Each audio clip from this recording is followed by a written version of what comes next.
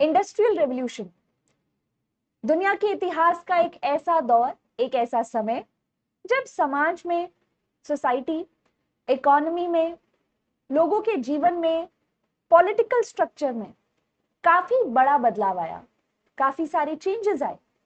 लेकिन ये सभी चेंजेस जो सोसाइटी और इकोनॉमी की फील्ड में हमें नजर आ रहे थे, उसके पीछे का सबसे बड़ा कारण था टेक्नोलॉजिकल डेवलपमेंट्स। ये दौर, ये समय, ये पीरियड मिड 18 सेंचुरी में शुरू होता है और कई देशों में तो अब भी आप यहाँ पर उन्हें इसी रेवोल्यूशन में उतरते हुए देखेंगे। ये एक ऐसा समय था जिसे ट्रांजिशन फेज भी माना जा सकता है। ट्रांजिशन फेज एग्रेरियन सोसाइटी से अर्बन सेंटर्स बनने का। किस तरह से समाज जो है वो खेती बाड़ी पर निर्भर करता था, लेकिन अब लोगों का शहरों की तरफ पलायन हो रहा है, शहरों में काम मिल रहा है, फैक्ट्रीज, इंडस्ट्रीज डेवलप हो रही हैं और उन इंडस्ट्रीज में इस्तेमाल होने वाली टेक्नोलॉजी, इंडस्ट्रियल रेवोल्यूशन। लेकिन काफी सारे हिस्टोरियंस, काफी सारे स्कॉलर्स इंडस्ट्रियल रेवोल्यूशन में इस रेवोल्यूशन शब्द के ऊपर काफी सारे क्वेश्चंस भी उठाते हैं। सवाल ये उठाया जाता है कि इंडस्ट्रियल रेवोल्यूशन का जो ड्यूरेशन है, जो दौर है, जो समय है, वो काफी लंबा है। मिड 18 सेंचुरी से शुरू हो रहा है और यूरोप में आपको 19 सेंचुरी तक ये फैलता हुआ नजर आएगा। इवन आज के समय में तो बहुत सारे देश अभी भी इस इंडस्ट्रियल रेवोल्यूशन की दौड़ में हैं। अब प्रश्न ये उठता है कि अगर ये जो पीरियड है ये इतना लंबा रहा तो क्या रेवोल्यूशन वर्ड यहाँ पर सही फिट बैठता है? क्योंकि जब भी हम रेवोल्यूशन या किसी प्रकार की क्रांति को इमेजिन करते हैं तो ये क्रांति छोटे पीरियड के लिए होती है, स्पॉन्टेनियस होती है, सडन होती है। इसका इम्पैक्ट जो है वो बहुत ही लॉन्ग टर्म हो सकता है, लेकिन क्रांति जो है वो हमें सडन, एकदम से देखने को मिलती है। जबकि ये जो इंडस्ट्रियल रेवोल्यूशन हमें नजर आ रहा है, ये जो पीरियड हमें नजर आ रहा है, इसमें जो इकोनॉमीज में जो बदलाव आ रहा है वो एकदम से नहीं हुआ, वो बहुत ही ग्रेजुअल था। नई नई टेक्नोलॉजी की फील्ड में जो डिस्कवरीज हो रही थी, नई इन्वेंशंस हो रही थी, वो सब यहाँ पर फाइनली इंडस्ट्रियलाइजेशन जो है उसको एक तरह से प्रमोट करती है। तो क्या ये वर्ड रेवोल्यूशन यहाँ पर सही बैठता है? बहुत से दूसरे शब्द है रेवोल्यूशन के बजाय जिन्हें यहाँ पे प्रपोज भी किया गया, जैसे इवोल्यूशन। क्यों ना इंडस्ट्रियल रेवोल्यूशन को इंडस्ट्रियल इवोल्यूशन कहा जाए, क्योंकि आखिरकार चीजें ग्रेजुअली इवॉल्व ही तो हुई, चीजें सडन नहीं थी, वॉयलेंट नहीं थी।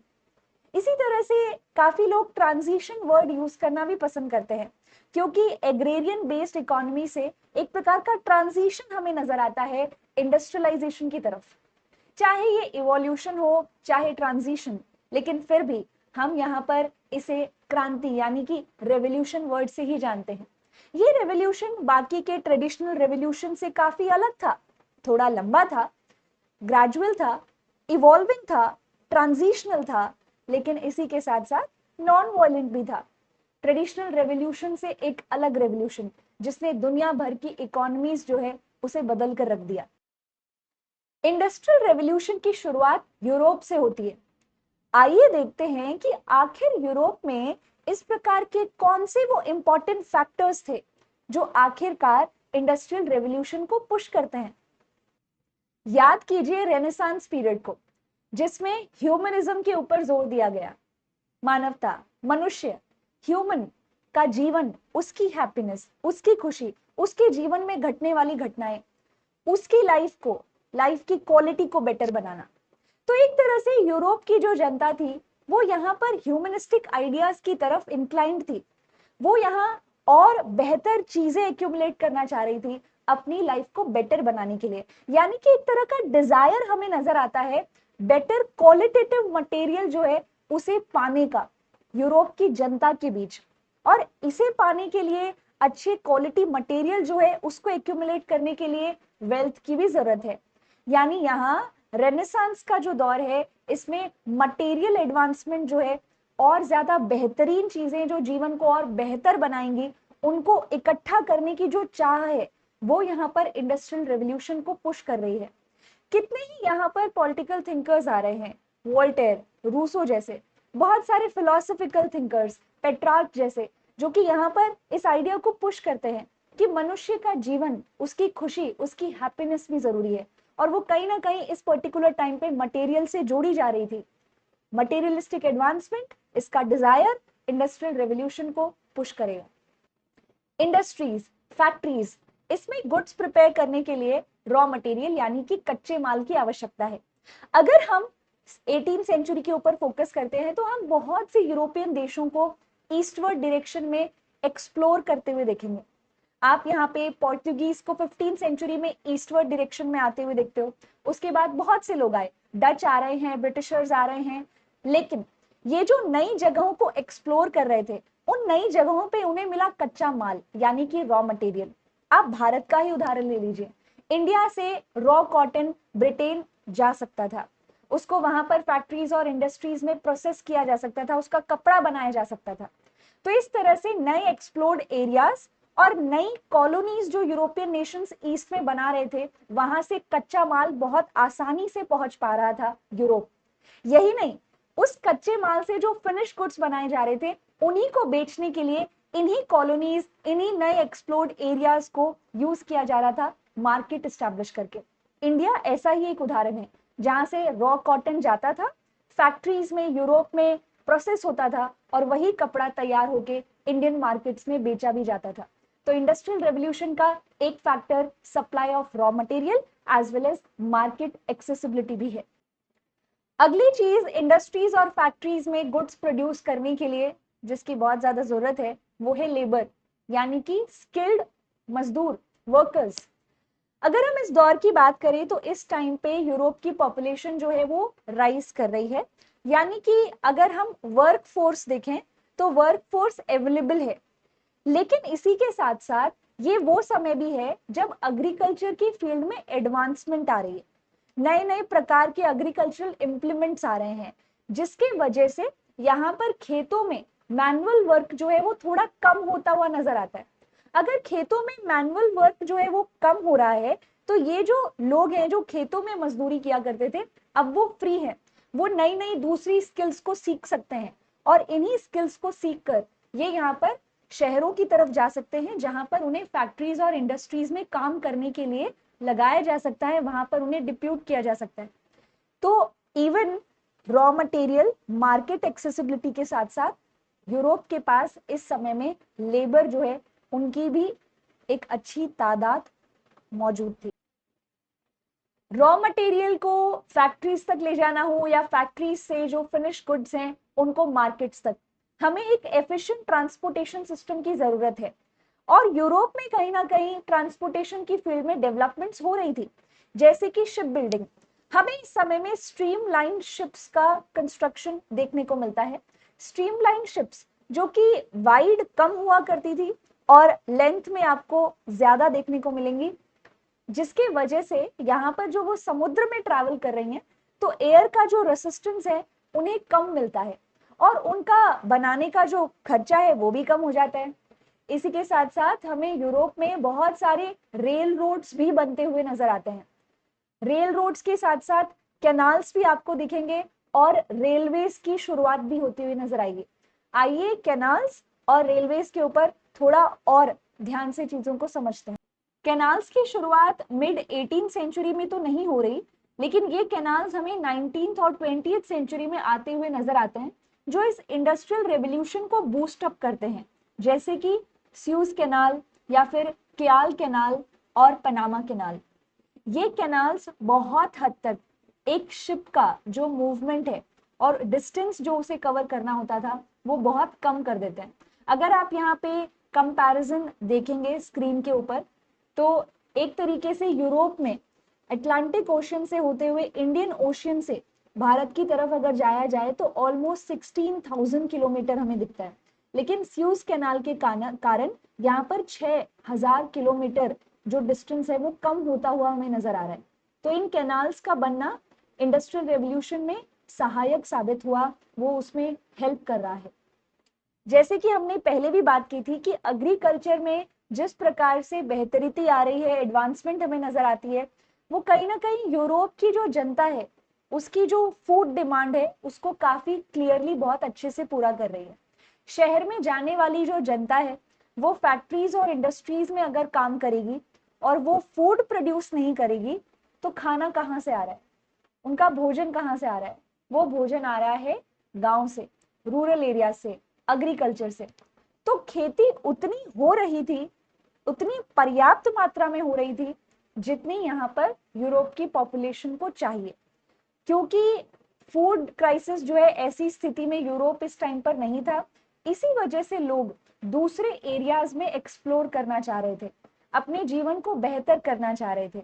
जो एक्स्ट्रा सरप्लस प्रोडक्शंस के चलते वो पैसा जो कमा रहे थे उसको फर्दर इन्वेस्ट करके यहाँ पर और मीन्स ऑफ प्रोडक्शन जनरेट करना चाह रहे थे। हमें लेबर भी नजर आ रहा है, हम यहाँ पे एग्रीकल्चरल एडवांसमेंट देख सकते हैं, रॉ मटेरियल भी अवेलेबल है, बहुत अच्छा ट्रांसपोर्टेशन की फील्ड में हमें इंफ्रास्ट्रक्चर देखने को मिलता है। लेकिन इसी के साथ साथ टेक्नोलॉजिकल डेवलपमेंट्स जो थी इंडस्ट्रियल रेवोल्यूशन के दौरान, वो इंडस्ट्रीज में जो प्रोडक्शन है उसे और आसान बना देती है। तो कहीं ना कहीं टेक्नोलॉजिकल डेवलपमेंट्स भी इंडस्ट्रियल रेवोल्यूशन के लिए सहायक साबित हुई, वो इंडस्ट्रियल रेवोल्यूशन को पुश करती है। टेक्नोलॉजी की फील्ड में जब हम एडवांसमेंट की बात करते हैं तो टेक्सटाइल इंडस्ट्री में सबसे पहले हमें इनोवेशंस नजर आते हैं।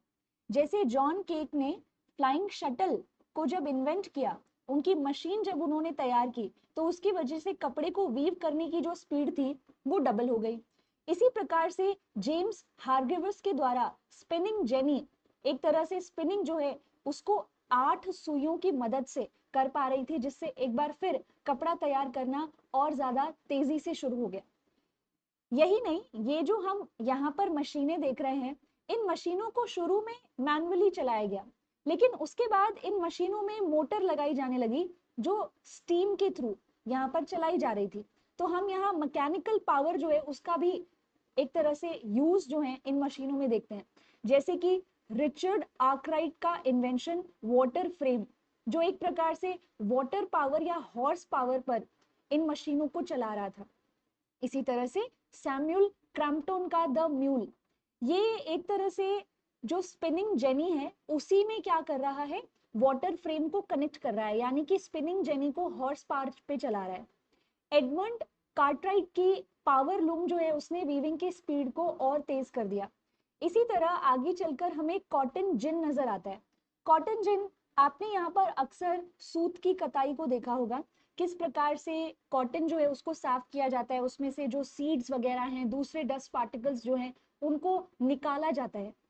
इसे मैनुअली किया जाता है, लेकिन यहाँ पर हम कॉटन जिन, एली विटने का जो ये इन्वेंशन था, इसकी मदद से एक मशीन के थ्रू ये पूरा का पूरा प्रोसेस होता हुआ देख सकते थे।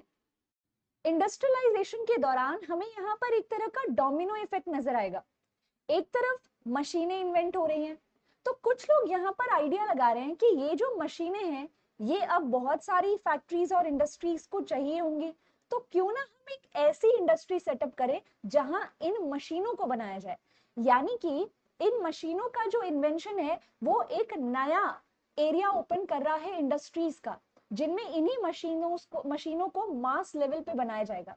तो हम यहाँ पर देखते हैं मशीन बिल्डिंग इंडस्ट्रीज, और ये जो मशीन बिल्डिंग इंडस्ट्रीज थी ये यहाँ पर मेटल्स के साथ अलग अलग एक्सपेरिमेंट्स कर रही थी ताकि ये मशीनों को ड्यूरेबल बना सके। तो आप यहाँ पर बेस्मार प्रोसेस देखोगे स्टील मेकिंग के लिए, इसी प्रकार से सीमेंट मार्टिन प्रोसेस जिसकी मदद से फॉस्फोरस आयरन और जो है उससे आयरन निकाल कर यहाँ मशीनों को तैयार किया जा रहा था। काफी लोगों का ये भी मानना था कि पूरी तरह से आयरन की बजाय उसमें कुछ दूसरे मेटल्स को अगर अमेलगेट किया जाएगा तो मशीनें और ज्यादा लंबे समय तक चल पाएंगी और उनकी खरीद भी ज्यादा बढ़ेगी। तो यहाँ मैग्नीस है, टंगस्टन, क्रोमियम जैसे जो मेटल्स हैं उनको मशीनों में ऐड किया जाने लगा।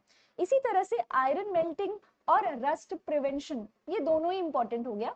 आयरन मेल्टिंग इसलिए ताकि आयरन मेल्ट करके मशीनें बनाई जा सके, लेकिन अब यहाँ पे कंपनीज और इंडस्ट्रीज जो है वो ये भी सोच रही थी कि अगर हम आयरन और उसके साथ अमालगमेट करके दूसरे मेटल्स को जोड़कर यहाँ पे अगर मशीनें बना रहे हैं तो वो रस्ट फ्री भी हो। तो रस्ट प्रिवेंशन के मेथड्स भी डेवलप होने लगे, एंड इवन कुछ लोगों ने तो रस्ट प्रिवेंशन से जुड़ा हुआ जो मटेरियल है उसी को प्रोड्यूस करने के लिए इंडस्ट्रीज सेटअप करना स्टार्ट कर दिया। एक तरफ मशीन्स के इन्वेंशंस हुए, कुछ लोगों ने यहाँ पर मशीन्स बनाने की ही इंडस्ट्री बना ली। अब यहाँ पे ये जो मशीन्स हैं, इन मशीन्स में पावर के लिए इंजन्स बनाने थे, तो कुछ लोगों ने इंजन्स को मास प्रोडक्शन करने के लिए इंडस्ट्री सेटअप करना स्टार्ट कर दिया। यानी कि मैकेनिकल पावर सोर्स के रूप में यहाँ पर इंडस्ट्रीज आ रही हैं। हम यहाँ पर स्टीम इंजन्स डेवलप होते हुए देखते हैं, जैसे कि जेम्स वाट ने स्टीम इंजन जो है उसको डेवलप किया, स्टीम की मदद से कैसे इंजन जो है उसको चलाया जा सकता है। एंड देन इन्हीं स्टीम इंजन्स जो है उनको मास प्रोडक्शन करने के लिए इंडस्ट्रीज का डेवलपमेंट भी हमें साथ में ही देखने को मिलता है। ये स्टीम इंजन्स अपने आप में एक बहुत बड़ा इन्वेंशन थे, क्योंकि अब मैनुअल वर्क जो है वो हमें कम होता हुआ नजर आएगा। इन स्टीम इंजन्स का इस्तेमाल लोकोमोटिव्स और शिप में किया जाने लगा। तो एक तरह से इसकी डिमांड अलग अलग एरियाज में बढ़ी और कुछ लोगों ने इन्हीं को बनाने के लिए इंडस्ट्री सेटअप करना स्टार्ट किया। मशीन्स बनानी है, मेटल के ऊपर काम करना है, मेटल को रस्ट होने से बचाने के लिए यहाँ पर अलग अलग मेथड्स ढूंढने हैं। और इसी के साथ साथ हम यहाँ पर ये भी देख सकते हैं कि स्टीम इंजन जैसे इन्वेंशंस जो हैं वो भी इंडस्ट्रियल रेवोल्यूशन को बूस्ट अप कर रहे हैं। तो एक तरह से ये सारी चीजें जो हो रही थी, इन्वेंशन से लेकर नए नए मेथड्स ढूंढने तक, ये पूरी तरह से साइंस पर निर्भर करती थी।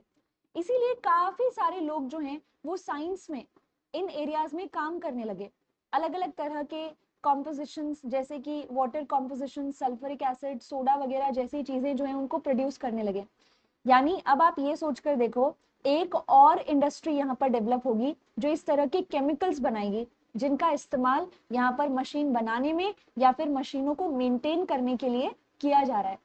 तो टेक्सटाइल इंडस्ट्री से कहानी की शुरुआत हुई थी, लेकिन टेक्सटाइल इंडस्ट्री में डेवलप होने वाली, इन्वेंट होने वाली जो मशीनें थी, उन्होंने यहाँ पर मशीन बिल्डिंग इंडस्ट्री सेटअप की, मैकेनिकल पावर सोर्सेज से जुड़ी हुई इंडस्ट्री सेटअप की, और इसी तरह से केमिकल्स जो हैं उन्हें प्रोड्यूस करने के लिए भी इंडस्ट्रीज यहाँ पर बनने लग गई। यानी हम समझ सकते हैं कि एक चीज से शुरुआत हुई, लेकिन काफी सारे लोगों ने अलग अलग फील्ड्स में अपॉर्चुनिटीज देखी और उससे जुड़ी हुई इंडस्ट्रीज को सेटअप करना स्टार्ट कर दिया।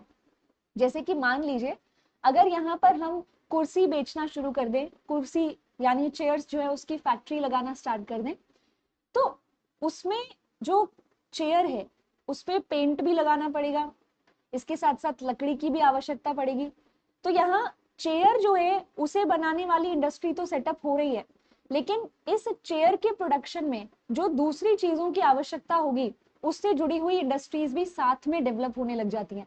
जैसे कोई व्यक्ति है वो पेंट की फैक्ट्री खोल लेगा, या फिर कोई दूसरा व्यक्ति जो है वो यहाँ पर लकड़ी जो है चेयर के अलग अलग शेप्स जो है उस फॉर्म में काट काट के प्रोड्यूस करना स्टार्ट कर देगा, बेचना शुरू कर देगा।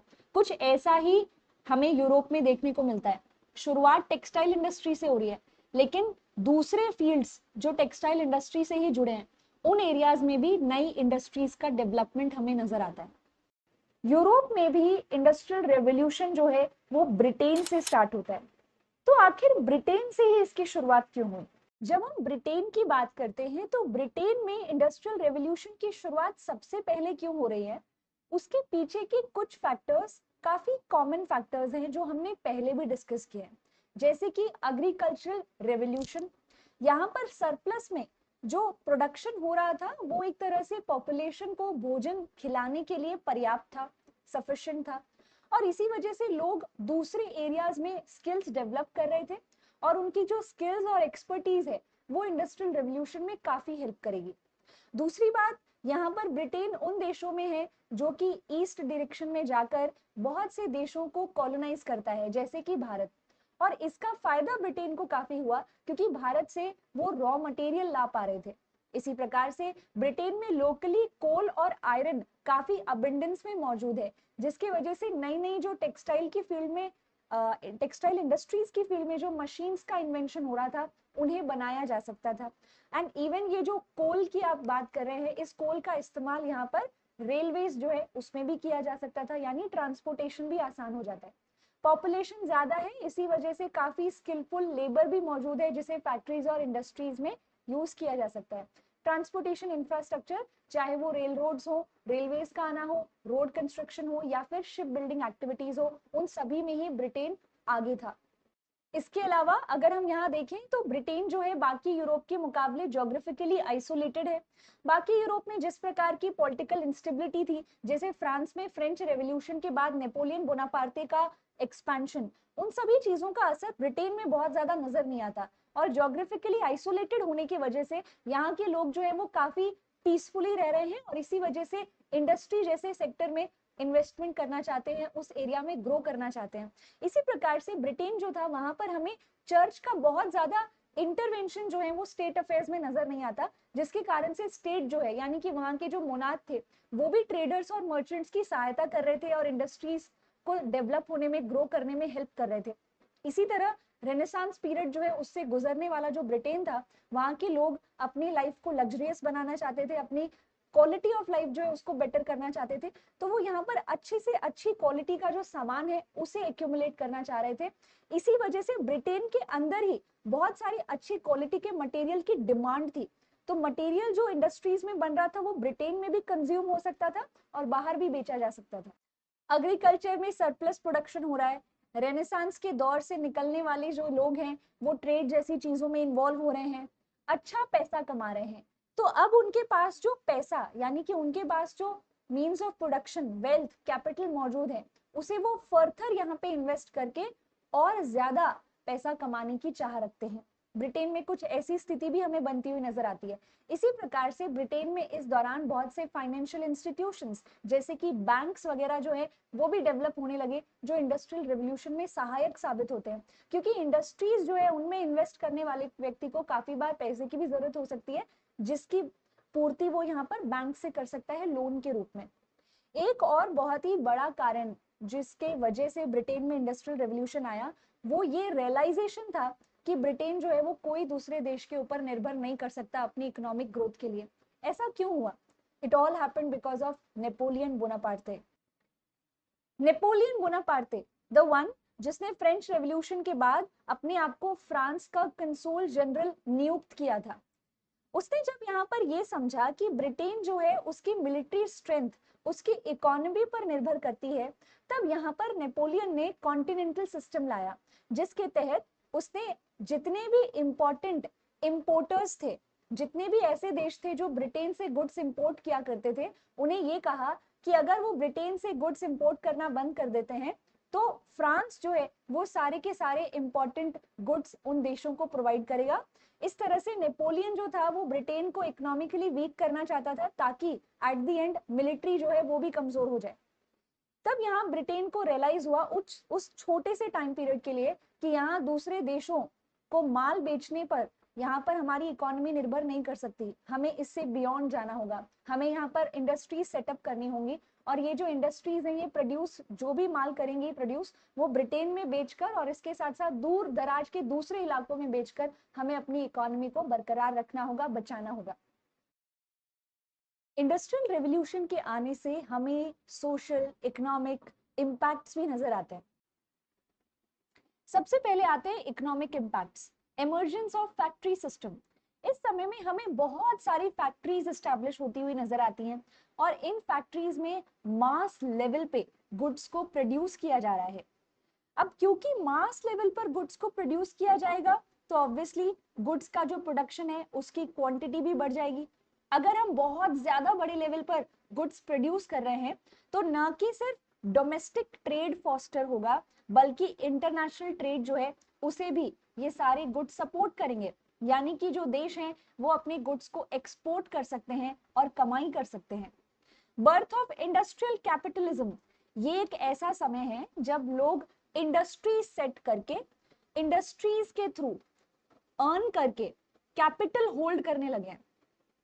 हम ये कह सकते हैं कि इस टाइम पे काफी सारे कैपिटलिस्ट अपने आप को डेवलप कर पाए बिकॉज ऑफ इंडस्ट्रियलाइजेशन। पर इसी के साथ हमें सोसाइटी में क्लास डिवीजन भी नजर आता है। आपको सोसाइटी में दो क्लासेस, सोशल क्लासेस देखने को मिलेंगी, एक है कैपिटलिस्ट क्लास और दूसरी वर्किंग क्लास। कैपिटलिस्ट क्लास वो है जो वेल्थ होल्ड करती है, पूंजी होल्ड करती है, कैपिटल होल्ड करती है, या दूसरे शब्दों में मीन्स ऑफ प्रोडक्शन होल्ड करती है। इतना पैसा उनके पास है कि वो इस पैसे को इन्वेस्ट करके यहाँ पर फर्दर कुछ नई चीजें प्रोड्यूस कर सकते हैं। तो ये है कैपिटलिस्ट क्लास। लेकिन दूसरी तरफ आती है वर्किंग क्लास। वर्किंग क्लास के पास मीन्स ऑफ प्रोडक्शन नहीं है। वर्किंग क्लास कैपिटलिस्ट के ही अंडर डेली वेजेस पर काम करते हुए हमें नजर आते हैं। यानी ये एक तरह का अनइक्वल डिस्ट्रीब्यूशन ऑफ वेल्थ है। इसी के साथ इस समय में हमें ग्लोबल इंडस्ट्रियलाइजेशन और कंपटीशन भी नजर आता है। ऑब्वियसली इंडस्ट्रियलाइजेशन की शुरुआत तो यूरोप से हो रही है, लेकिन हम देखते हैं कि यूरोपियन नेशंस के अलावा ये जो रेवोल्यूशन है ये दूसरे देशों तक भी पहुंचता है, जैसे कि अमेरिका। यानी कि ग्लोबल इंडस्ट्रियलाइजेशन हमें दिखता है और जिसके वजह से कंपटीशन भी बढ़ता चला जाता है। बहुत हद तक बहुत सारे जो देश थे वो यहाँ पर डेवलप हो रहे थे इसी इंडस्ट्रियलाइजेशन के थ्रू। पर हमें एक बात समझनी होगी कि इससे कस्टमर्स का कितना फायदा है। इंडस्ट्रीज में जो कंपटीशन है उसकी वजह से ब्रांड्स हमें आते हुए नजर आएंगे। एक सिर्फ बिस्किट का पैकेट खरीदना है तो आपको मार्केट में अनेकों ब्रांड्स देखने को मिलेंगे और हर नई कंपनी जो है वो अपने ब्रांड में कुछ ना कुछ ऐसे एड ऑन्स करना चाहेगी जिसके थ्रू उनका जो प्रोडक्ट है वो बाकी अवेलेबल मार्केट में जो प्रोडक्ट्स हैं उससे बेटर हो और कस्टमर्स को अट्रैक्ट करे। तो ये जो ग्लोबल इंडस्ट्रियलाइजेशन और कंपटीशन था ये यहाँ पर लोगों की लाइफ जो है, स्टैंडर्ड ऑफ लिविंग जो है उसे भी बेटर करता है। इसके बाद आता है इकोनॉमिक इंपीरियलिज्म। हमें इंडस्ट्रियलाइजेशन की वजह से बहुत सारे देश ईस्टवर्ड जाते हुए नजर आते हैं और कई दूसरे देशों को कॉलोनाइज करते हुए नजर आते हैं रॉ मटेरियल और मार्केट की तलाश में। आप यहाँ पे काफी सारे देशों को देखोगे। आप यहाँ पे इंडिया में, इंडिया के बाहर भी जैसे वियतनाम जैसे देश है वहाँ फ्रेंच कॉलोनीज देखेंगे, इंडिया ब्रिटिश कॉलोनी के रूप में आप देखेंगे। तो यहाँ यूरोपियन देश जो हैं वो ईस्टवर्ड डायरेक्शन में रॉ मटेरियल और मार्केट की वजह से एक्सपैंड करते हैं और उनके बीच में एक तरह की टेंशन भी हमें आगे डेवलप होती हुई नजर आती है जिसकी वजह से वर्ल्ड वॉर जैसी स्थिति भी बनी। अगला आता है इंटरनेशनल इकोनॉमिक इंटरडिपेंडेंस।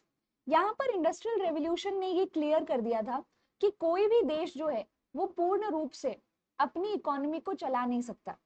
यहाँ पर इंडस्ट्रियलाइजेशन से देशों को, कंट्रीज को ये समझ आया that they are truly dependent on other countries as well, चाहे वो रॉ मटेरियल के लिए हो या फिर जो फिनिश गुड्स हैं उनकी मार्केट्स के लिए हो। अब ब्रिटेन अगर ये सोचता है कि वो अपना रॉ मटेरियल खुद ही प्रोड्यूस करे और उसके बाद जो भी फैक्ट्रीज में प्रोड्यूस हो रहा है उसको ब्रिटेन में ही बेच दे, तो ये पॉसिबल नहीं है। ये ब्रिटेन को इकोनॉमिक ग्रोथ नहीं देगा। रॉ मटेरियल भी अगर ब्रिटेन में अवेलेबल नहीं है तो बाहर से लाना होगा और इसी के साथ साथ गुड्स ब्रिटेन में तो बेचने ही है लेकिन ब्रिटेन के बाहर बेचकर यहाँ पे ब्रिटेन जो है वो अपनी इकोनॉमिक ग्रोथ कर सकता है। तो इंटरनेशनल इकोनॉमिक इंटरडिपेंडेंस हमें इस समय में नजर आती है। हमने ये तो देखा कि इंडस्ट्रियल रेवोल्यूशन के दौरान इंडस्ट्रीज, फैक्ट्रीज से जुड़ी हुई मशीनें जो हैं उनमें काफी अच्छे से डेवलपमेंट्स हो रही है। बट इंटरेस्टिंग बात यह है कि इवन एग्रीकल्चरल मशीनरी जो थी, जैसे कि प्लॉज हैं, कल्टीवेटर्स हैं, थ्रेशर्स हैं, ये सब भी सामने आते नजर आते हैं जिसकी वजह से लेबर या मैनुअल लेबर, मजदूरी जो है वो हमें कम होती दिखती है और फार्मिंग जो है वो और ज्यादा एफिशिएंट हो जाती है। इसी के साथ इस समय में ड्यू टू इंडस्ट्रियल रेवोल्यूशन बहुत सारे फाइनेंशियल इंस्टीट्यूशंस भी ग्रो करते हुए हमें दिखते हैं, जैसे कि बैंकिंग, स्टॉक एक्सचेंज, ये सब चीजें भी हमें दिखती हैं जिसकी वजह से एक कंप्लीट मोनेटाइज्ड इकोनॉमी डेवलप होती हुए हमें नजर आती है। इंडस्ट्रियल रेवोल्यूशन के दौरान जो नए इंडस्ट्रियल कैपिटलिस्ट आ रहे हैं वो यहाँ पर चाहते हैं कि उनका जो सामान है वो दो देशों की बाउंड्रीज में अटक ना जाए, बहुत स्मूथली इकोनॉमिक ट्रांजैक्शन हो सके, उन्हें इन इकोनॉमिक ट्रांजैक्शंस में फ्रीडम हो, आजादी हो। इसीलिए ये नए इंडस्ट्रियलिस्ट जो थे ये यहाँ पर फ्री ट्रेड पॉलिसी में विश्वास रखते थे और इसी कारण से वो ट्रेड जैसी चीजों में स्टेट का, यानी कि एक तरह से राजा है या जो भी गवर्नमेंट है उसका मिनिमम या लिमिटेड इंटरवेंशन चाहते थे। इवन आप देखेंगे कि जर्मन स्टेट्स, 39 जर्मन स्टेट्स जब इकट्ठा होके जर्मनी बनाएंगे तो यहाँ पे पॉलिटिकल यूनिफिकेशन से पहले ये जो 39 स्टेट्स थे ये यहाँ पर इकोनॉमिकली यूनाइटेड हुए थे। इकोनॉमिकली यूनाइटेड कुछ इस प्रकार से कि इन सभी 39 जर्मन स्टेट्स जो हैं उनके बीच में फ्री ट्रेड पॉलिसी लागू की गई, जिसमें इन स्टेट्स के बीच में जो व्यापार होता था उसमें किसी प्रकार की रुकावट नहीं थी, किसी प्रकार से टोल टैक्स जो है वो नहीं देना पड़ता था।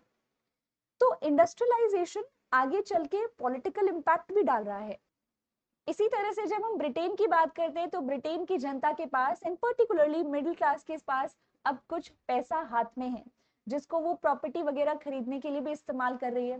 वो प्रॉपर्टी राइट्स जैसी चीजें या फिर liberty, freedom of economic transaction, इस तरह के आइडियाज पर एम्फसाइज कर रहे हैं।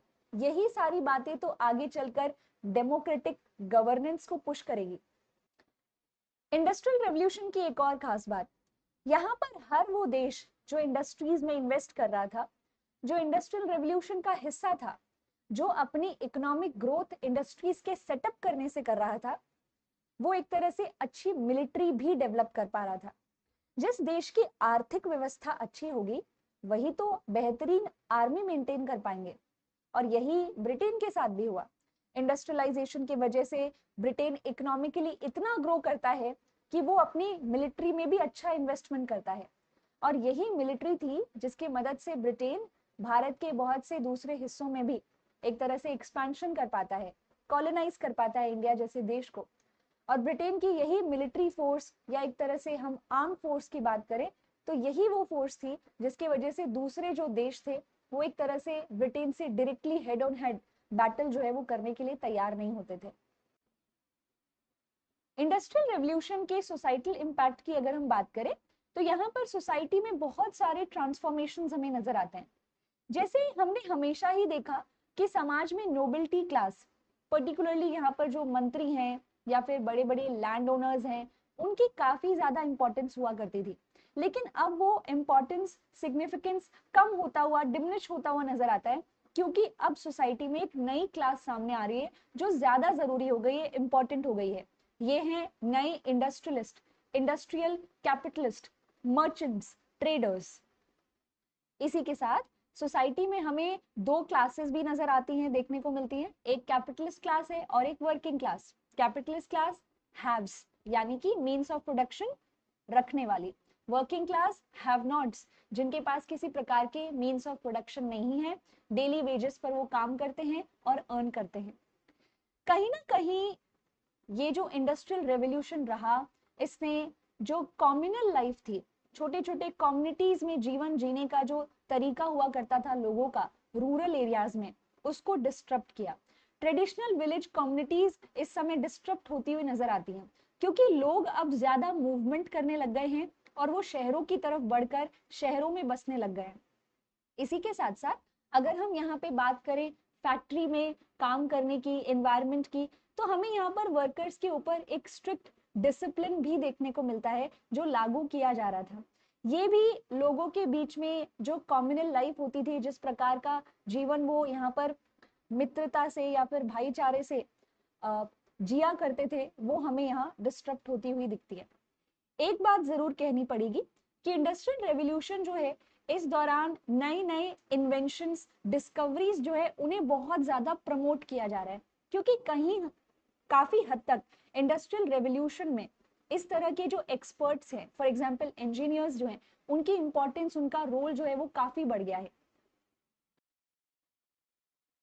इंडस्ट्रियलाइजेशन का एक बहुत बड़ा इम्पैक्ट जो हमें आज नजर आ रहा है वो है एनवायरमेंटल इश्यूज, जैसे कि पॉल्यूशंस या फिर रिसोर्सेज का, नेचुरल रिसोर्सेज जो है उनका कम होना। ये चैलेंज आज भी हमें नजर आता है। अगर आप आज के समय में न्यूज़पेपर्स वगैरह रीड करेंगे तो आपको पता चलेगा कि किस प्रकार से अलग अलग देश जो हैं वो यहाँ पर एसोसिएशंस बनाते हैं और हर साल इन चीजों के ऊपर डिबेट, डिस्कशन करते हैं कि कैसे इन्वायरमेंटल इश्यूज को कम किया जाए। हम यहाँ पर दो कैटेगरीज देखते हैं देशों की, एक डेवलप्ड नेशंस हैं और दूसरे डेवलपिंग नेशंस हैं। डेवलप्ड नेशंस आज के समय में वो नेशंस हैं जिन्होंने इंडस्ट्रियल रेवोल्यूशन के दौरान रिसोर्सेस का इस्तेमाल करके अपने आप को इकोनॉमिकली ग्रो किया, और डेवलपिंग नेशंस वो हैं जो फिलहाल इस जर्नी में चल रहे हैं जैसे कि भारत। लेकिन यहाँ पे हमें डिफरेंस नजर आता है। इंडस्ट्रियल रेवोल्यूशन के दौरान जो देश थे, उन देशों का कहना है कि उन्होंने इंडस्ट्रियल रेवोल्यूशन के दौरान जिस तरह से रिसोर्सेज का इस्तेमाल किया, वो इस बारे में नहीं जानते थे कि ये बाद में कैसा इम्पैक्ट डालेगा, क्योंकि इसका इम्पैक्ट काफी सालों के बाद हमें नजर आता है। एनवायरनमेंट में चेंजेस हो रहे हैं, ग्लोबल वार्मिंग हमें नजर आ रही है, हमें यहाँ पर क्लाउड फॉर्मेशन में कमी देखने को मिलती है। कुछ जगहों पे जहाँ पर बारिश होती थी वहां बारिश नहीं है, और कुछ एरियाज में फ्लड लाइक सिचुएशंस हमें देखने को मिल रही हैं। तो ये कहीं ना कहीं इन्वायरमेंटल इश्यूज ही हैं जो इंडस्ट्रियल रेवोल्यूशन से आए, जिससे हम आज जूझ रहे हैं। और आज दुनिया भर के अलग अलग बड़े बड़े देशों के लिए ये एक मेजर कंसर्न बन गया है कि कैसे इन चीजों से बाहर निकला जाए, कैसे इनसे डील किया जाए, और भारत भी उन्हीं में से एक है।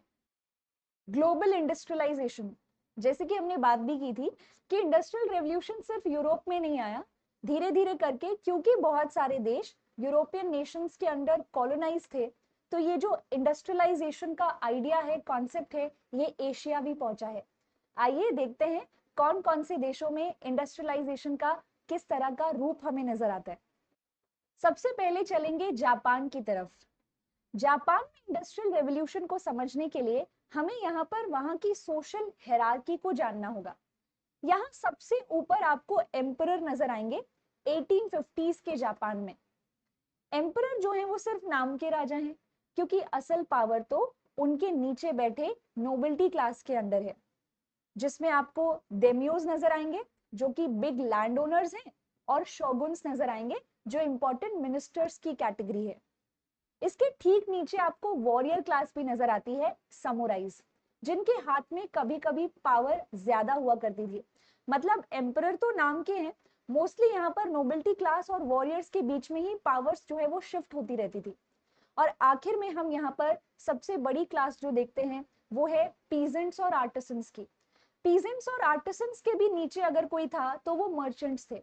मर्चेंट्स को सबसे लोअर क्लास इसलिए दी गई, सबसे लोअर लेवल सोशल हायरार्की में इसलिए दिया गया क्योंकि वो खुद से प्राइमरीली कुछ प्रोड्यूस नहीं कर रहे थे। वो जो भी प्रोडक्शन करते थे या जो भी ट्रेड करते थे वो पूरी तरह से पीजेंट क्लास या आर्टिसंस के ऊपर निर्भर हुआ करते थे। ये जो जापान आप 1850s का देख रहे हैं, ये आइसोलेटेड जापान है। इस जापान का किसी दूसरे देश के साथ कनेक्शन नहीं था, और इसी प्रकार से वहां जीवन चल रहा था। पर फिर एक दिन किसी की एंट्री हुई। एक व्यक्ति, एक अमेरिकन, मैथ्यू पेरी, यहाँ पर 1854 में अपनी शिप के साथ जापान पहुंचते हैं। यहाँ पर मैथ्यू पेरी की जो जापान में एंट्री थी, और जिस प्रकार से मैथ्यू पेरी ने यहाँ पर अपने प्रोडक्ट्स को बेचना शुरू किया, एक तरह से जापान को अमेरिका से कनेक्ट करने की कोशिश की, उसी चीज ने जापानीज को ये रियलाइज करवाया कि अगर वो बाकी के दूसरे वेस्टर्न कंट्रीज जो हैं उनके मुकाबले पीछे रह गए, तो कोई ना कोई ऐसा ही बड़ा देश आकर जापान को कॉलोनाइज कर देगा, यहाँ से रॉ मटेरियल लेकर जाएगा और अपने फिनिश गुड्स को यहाँ पर पूरी तरह से मार्केट्स में बेचना शुरू करेगा। इसी वजह से अगर जापान को इन बड़े देशों से फाइट करना है और अपने कल्चर, अपनी वैल्यूज को प्रोटेक्ट करना है, तो जापान को भी इकोनॉमिक ग्रोथ करनी होगी, इंडस्ट्रीज डेवलप करनी होंगी, और इसी तरह से जापान में इंडस्ट्रियल रेवोल्यूशन की शुरुआत हुई। जापान का 1868 में शुरू होने वाला इंडस्ट्रियल रेवोल्यूशन, ये मेजी रिस्टोरेशन के नाम से भी जाना जाता है। इस समय में एम्परर जो थे वो मेजी थे, लेकिन इस समय में समुराइज के हाथ में ज्यादा पावर थी। डेमियोज और शोगुन्स जो हैं वो थोड़ा आपको नीचे नजर आएंगे। तो एक तरह से समुराइज ही थे जिन्होंने मेजी को पुश किया कि इंडस्ट्रीज को सेटअप किया जाए, और इस तरह से मेजी रिस्टोरेशन यानी इंडस्ट्रियल रेवोल्यूशन की शुरुआत हुई।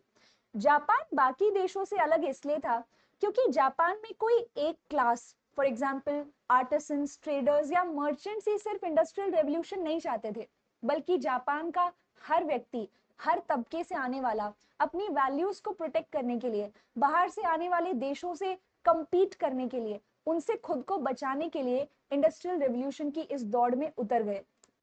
जापान जानता था कि इस इंडस्ट्रियल रेवोल्यूशन के गेम में कंपीट करने के लिए बहुत सारी चीजें हैं जिसकी ग्राउंड प्लानिंग बहुत जरूरी है। इसी वजह से जापान से आपको बहुत सारे स्टूडेंट्स जो हैं वो वेस्टर्न कंट्रीज की तरफ, और जापान के कंटेक्स्ट में अगर देखें तो आपको यहाँ पे रशिया, अमेरिका जैसे देशों में जाते हुए नजर आएंगे, ताकि वहां पर इंडस्ट्रीज कैसे सेटअप की जाती है, किस प्रकार से ये चीजें चलती है, उसे सीख सके। तो आपको यहाँ पर एडुकेशनल आउटरीच नजर आएगा। इसी तरह से जापान को लगा कि यहाँ पे बहुत सारी इंडस्ट्रीज के ऊपर बुक लिखी गई हैं, जिनको अगर जापानीज भाषा में ट्रांसलेट किया जाए तो जापान की जनता उसे पढ़ पाएगी और इंडस्ट्रियल रेवोल्यूशन की शिक्षा ले पाएगी, ताकि जापान में इंडस्ट्रियल रेवोल्यूशन जो है उसे बेहतर तरह से समझकर इंप्लीमेंट किया जा सके। नॉट ओनली दिस, शुरुआती समय में ही आपको जापान में कुछ मल्टीनेशनल कंपनीज जैसे कि मित्सुबी, जो कि एक कार की कंपनी है, वो आपको धीरे धीरे सामने आती हुई दिखती है। न कि सिर्फ ये, मर्चेंट्स और ट्रेडर्स के सिंडिकेट्स यानी कि एसोसिएशंस जैसे कि ज़ाइबात्सु भी सामने आया, जो कि स्टेट के साथ साथ अपने लेवल पर भी इंडस्ट्रियल रेवोल्यूशन को पुश कर रहा था। इंडस्ट्रियल रेवोल्यूशन के दौर में जापान को यह भी समझ आ गया था कि रॉ मटेरियल के लिए और अपने गुड्स को बेचने के लिए उसे मार्केट की जरूरत है, एक जगह जहां पर मार्केट एस्टैब्लिश की जा सके और जहां से कच्चा माल भी आ सके। तभी जापान ने कॉलोनाइजेशन भी स्टार्ट किया और कोरिया जैसे देश को अपनी कॉलोनी भी बनाया। एक और खास बात जो जापान जो है उसे बाकी देशों से अलग बनाती है, वो है वर्क एथिक्स। हमें जापान में यहाँ पे जो वर्किंग क्लास है उसमें वर्क एथिक्स देखने को नजर आते हैं। वर्क एथिक्स बेसिकली डिसिप्लिन पर आधारित है, जिसमें आप यहाँ पर पूरी तरह से कर्मठ होकर वर्कर्स को काम करते हुए देखेंगे, और यही खास बात आज भी जापान में फॉलो की जाती है, जिसकी वजह से जापान में आपको हर साल सुनामी जैसे सिचुएशंस देखने को मिलती है, बट हर साल जापान एक बार फिर उठ खड़ा होता है। ये जापान की खास बात है। जापान के बाद बारी आती है चाइना की। चाइना में इंडस्ट्रियल रेवोल्यूशन जो है वो थोड़ा सा लेट पहुंचता हुआ हमें नज़र आता है, क्योंकि चाइना ने बहुत लंबे समय तक खुद को बाहरी इन्फ्लुएंस से बचाने की कोशिश की। But at the end opium war जो था उसके वजह से चाइना काफ़ी वीक हुआ, और कहीं ना कहीं वेस्टर्नर्स जो हैं वो धीरे धीरे चाइना में घुसकर इकोनॉमिकली उसको कंट्रोल करना स्टार्ट करते हैं। अब बात आती है भारत की। भारत में इंडस्ट्रियल रेवोल्यूशन जो है वो ब्रिटिश कॉलोनियल रूल के चलते हमें देखने को मिलता है। ब्रिटिशर्स ने यहाँ पे अपनी इंडस्ट्रियल नीड्स के अकॉर्डिंग बहुत सारी फैक्ट्रीज वगैरह जो है उसको इस्टेब्लिश करने की कोशिश की है। अगर हम इंडिया की टेक्सटाइल की बात करें तो इंडिया की जो टेक्सटाइल इंडस्ट्री है ना वो हमेशा से बेहतरीन रही है, मेडाइवल पीरियड से ही बेहतरीन रही है। बंगाल का जो कॉटन है वो यहाँ पर पूरे ब्रिटेन में, यूरोप में धूम मचाता था और वहाँ के लोकल कॉटन के साथ कम्पीट भी करता था। ब्रिटेन में आने वाला 1720 का जो कैलिको एक्ट था वो इसी तरह से इंडिया से जाने वाले प्रिंटेड कॉटन टेक्सटाइल को रोकने के लिए था और एक तरह से अपनी लोकल इंडस्ट्री को प्रोटेक्ट करने के लिए था। तो ब्रिटिशर्स की जब हम बात करते हैं तो ब्रिटिशर्स जब इंडिया को कॉलोनी बनाते हैं तो वो यही कोशिश करते हैं कि इंडिया में टेक्सटाइल ग्रो नहीं करना चाहिए, टेक्सटाइल इंडस्ट्री ग्रो नहीं करनी चाहिए। तो इंडिया में जो भी टेक्सटाइल से रिलेटेड कॉटेज इंडस्ट्री थी वो ब्रिटिश कंट्रोल में डिक्लाइन होती हुई हमें दिखती है। देखिए, इंडिया में जो इंडस्ट्रियल रेवोल्यूशन आया है, इंडिया में मॉडर्न इंडस्ट्रीज डेवलप हुई, लेकिन वो उस प्रकार से नहीं हुई जैसा हमने वेस्ट में देखा। वेस्ट में हमने एक डोमिनो इफेक्ट देखा। अगर हमें यहाँ पर गाड़ी बनानी है तो एक फैक्ट्री गाड़ी बनाने वाली, कार बनाने वाली होगी, दूसरी फैक्ट्री उसके रॉ मटेरियल से जुड़ी होगी। कोई टायर की फैक्ट्री लगा रहा है, कोई यहाँ पे ग्लास की फैक्ट्री लगा रहा है, कोई विंडो की फैक्ट्री लगा रहा है, कोई सीट्स की फैक्ट्री। इस तरीके से हमें यहाँ पर इंडस्ट्रियल रेवोल्यूशन ग्रो होता हुआ नजर आता है। लेकिन इंडियाज में मॉडर्न इंडस्ट्रीज जो हैं उनका एक दायरा था, उनकी एक लिमिटेशन थी। हमें मॉडर्न इंडस्ट्रीज सिर्फ उन्हीं एरियाज में नजर आएंगी जो ब्रिटिशर्स की नीड हो, जिनमें ब्रिटिशर्स का इंटरेस्ट हो, जैसे कि railways, mining, jute and iron. तो एक तरीके से यही कुछ एरियाज थे जहां पर मॉडर्न इंडस्ट्रीज भारत में डेवलप हुई हैं। अगले एपिसोड में हम जानेंगे कि कैसे यहाँ पर अमेरिका जो है, अमेरिकन्स जो है वो यहाँ पर इंडिपेंडेंस के लिए युद्ध लड़ते हैं। अगर आपको ये एपिसोड्स वर्ल्ड हिस्ट्री के पसंद आ रहे हैं तो कमेंट सेक्शन में ज़रूर बताएं। तो इस एपिसोड में हमने जाना इंडस्ट्रियल रेवोल्यूशन के बहुत सारे मायने। जाते जाते आप सभी के लिए एक बहुत महत्वपूर्ण जानकारी, यहाँ पे यूपीएससी सब्सक्रिप्शन जो है अब प्रति महीना 1250 में आप ले सकते हैं। अनअकैडमी प्लस को आप सब्सक्राइब कर सकते हैं और यहाँ टॉप एडुकेटर्स के साथ अपने 2025 के टारगेट जो आपने बनाया है एग्जाम क्लियर करने का उसे पूरा कर सकते हैं। आप सब्सक्रिप्शन ले सकते हैं रेफरल कोड ARTI1702 का यूज करके। UPSC IAS IPS batches start हो गए हैं 2025 को टारगेट करते हुए। अगर आप चाहते हैं कि पूरा लेक्चर डिलीवरी जो है वो अंग्रेजी भाषा में ही हो, तो आप यहाँ पर अचीवर्स बैच ज्वाइन कर सकते हैं, जो कि इंग्लिश बैच है, 26 जुलाई से स्टार्ट हो गया है। इसी के साथ साथ यहाँ पर 7 अगस्त को भी शिखर बैच लॉन्च हुआ है, जहाँ पे पूरी तरह से हिंदी भाषा में लेक्चर डिलीवरी होगी। और इसी तरह से स्टार्ट हुआ है मंजिल बैच, जो इंग्लिश भाषा में होगा। प्रीलिम्स और मेंस की प्रिपरेशन हो, स्टडी मटेरियल हो, बैचेस का एक्सेस हो, टेस्ट सीरीज हो, 1-on-1 मेंटोरशिप हो, सब अवेलेबल है। आइकॉनिक सब्सक्रिप्शन और बड़ा हो चुका है। पहले यहाँ पर आइकॉनिक सब्सक्रिप्शन में daily answer writing, live mentorship, 20 GS PDF books वगैरह ये सब चीज़ें प्रोवाइड की जाती थी, लेकिन अब ऑफलाइन सेंटर में लिए जाने वाले लेक्चर्स जो हैं उनका recordings, quick revision module, answer evaluation, interview guidance, ये सारी चीज़ें भी आइकॉनिक सब्सक्रिप्शन में शामिल हैं। इसी के साथ साथ अगस्त के महीने में शुरू होने वाले यहाँ पर है कुछ ऑप्शनल सब्जेक्ट्स, जैसे कि anthropology, geography, sociology, history, public administration, mathematics, PSIR and agriculture. तो अगर आपका भी ऑप्शनल इनमें से कोई एक है, तो आप ऑप्शनल कैटेगरी को सब्सक्राइब भी कर सकते हैं और अपनी प्रिपरेशन जो है उसको बेहतर कर सकते हैं। Thank you.